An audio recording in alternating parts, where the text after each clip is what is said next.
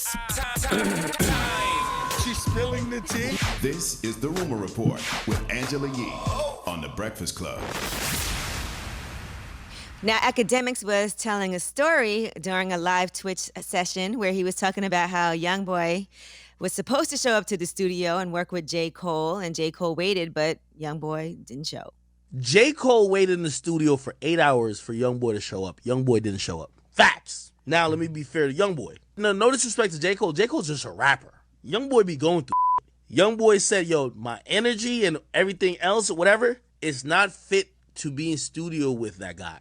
And it wasn't about J. Cole. It was just that he and personally what he was going through wasn't fit to be in that environment. Now, of course, he's not the person who's too courteous that's going to like, hey, J. Cole, I'm not going to make it tonight.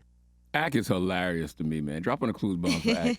Why you say that? Because Ack says no disrespect to J. Cole, but then disrespects J. Cole. He says J. Cole is just a rapper.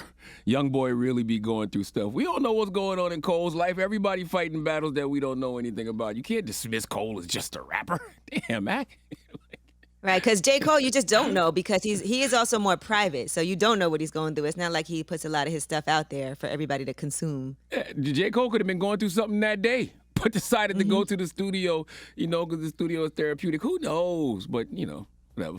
Great story, though. I will say, I feel like YoungBoy is very courteous. When I did that interview with him, he kept calling me Miss Angela. He was very nice and courteous the whole time. Well, and he respects his elders. Yeah, he likes his elders. Yeah, he was, and J. Cole is his elder too. Like, and I get it. Like, he should have called or somebody should have called and let him know, hey, I'm not going to show up. You definitely don't want to be waiting 8 hours. But I feel like that would be a good collaboration. It would be interesting. It would be good. I thought that would be dope. Yeah, it'd be interesting. I wouldn't be mad at it. All right, now Chloe and Halle have become the Neutrogena ambassadors, so that's dope for them. I think that's the first time they've used music artists as ambassadors.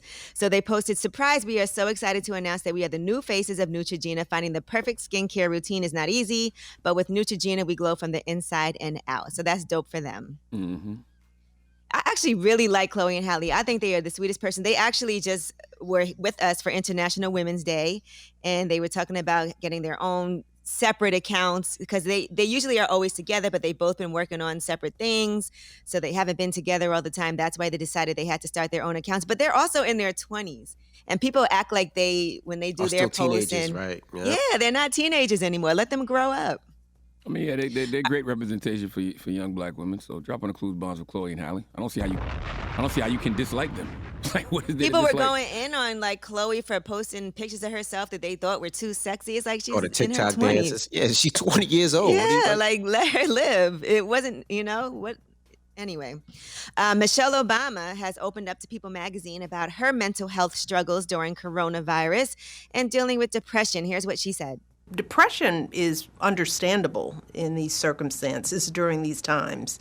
And to think that somehow that we can just continue to rise above all of the shock and the trauma and the upheaval that we have been experiencing without feeling it in that way is just unrealistic. I agree. Impossible.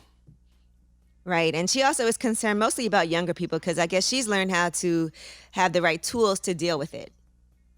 One of the things that is getting me through is that I'm old enough to have perspective. And that's the tough thing that I think kids are challenged by during this time, is that to get through this kind of crisis, you need the benefit of resilience to know that things will get better. That's why I talk about mental health so much, man. People say I talk about it too much, but I don't think you can talk about it enough. But I'll tell you one thing she did say that's very true. Being older and having perspective is like another superpower. Because when you're a certain age and you've seen things be bad before, you know that trouble doesn't last always. So when it comes to like suicide and things like that, you don't make permanent decisions based off temporary feelings most of the time. Because you know that things eventually will get better. Mm-hmm. You know what's harder for the younger generation, though? I feel like there's just so much more access. There's cyberbullying and having to deal with things going viral and people talking about you. It's just a whole nother layer.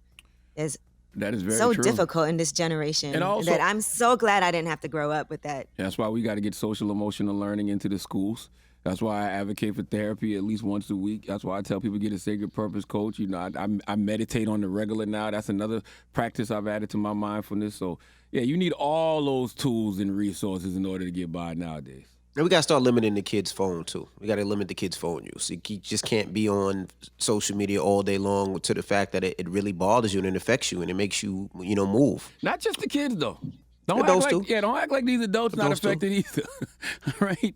A lot of these adults are losing their self via social media as well. All right. Well, that is your rumor report. All right. Now, Charlamagne, who you giving that donkey to? One of these dumbass kids who I just don't understand, and they just need it all. This kid needs therapy. He needs the sacred purpose coach. He needs meditation. Right. This dude named Kobe Harris needs to come to the front of the congregation. We like to have a word with him because this just one of those. I'm just confused, bro. You're just okay. I don't know. All right. We'll get to that next. And don't forget, Ask E is right after that. So if you need some advice, some relationship advice, you can get on the phone lines right now as well. 800-585-1051. It's The Breakfast Club. Good morning.